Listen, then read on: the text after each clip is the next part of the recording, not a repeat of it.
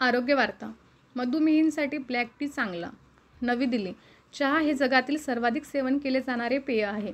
अनेक जण सकाळी उठल्यानंतर चहा घेत दिवसाची सुरुवात करतात. मात्र मधुमेह आजार असलेल्या व्यक्तींसाठी संबंधित फायदे आणि जोखमींबद्दल एक सामान्य चिंता आहे.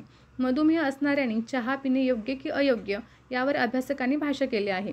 मधुमेह आजार असलेल्यांमध्ये काही गैरसमज आहेत. मात्र हे गैरसमज नवी दिल्ली येथील NFC अल्टिमेट स्लाईड्सच्या न्यूट्रिशन्स संगीता तिवारी यांनी दूर करण्याचा प्रयत्न केला आहे. चहा न पिणे, विनाकारण भात खाणे टाळणे, फळे न खाणे आदींवर त्यांनी भाष्य केले. चहा विशेषतः ग्रीन टी आणि काळा चहा रक्तातील साखरेची पातळी नियंत्रित ठेवण्यास मदत करणाऱ्या अँटीऑक्सिडंटसह आरोग्यासाठी फायदेशीर आहे. चहा पूर्णपणे बंद करायचे नाही. जेव्हा तुम्ही कमी प्रमाणात चहाचे सेवन करता तेव्हा साखर कमी टाकलेला चहा हा मधुमेहाच्या रुग्णांसाठी चांगल्या आहाराचा भाग ठरू शकतो. भात मधुमेहाच्या रुग्णांसाठी रक्तातील साखर नियंत्रित ठेवण्यास मदत करू शकतो. भातासह भाज्या व प्रोटीन एकत्र केल्यास रक्तातील साखरेचे प्रमाण नियंत्रित ठेवण्यास मदत होते. तसेच फळांमध्ये आवश्यक जीवनसत्त्वे, खनिजे व फायबर असतात, जे रक्तातील साखरेचे प्रमाण नियंत्रित ठेवण्यास मदत करतात.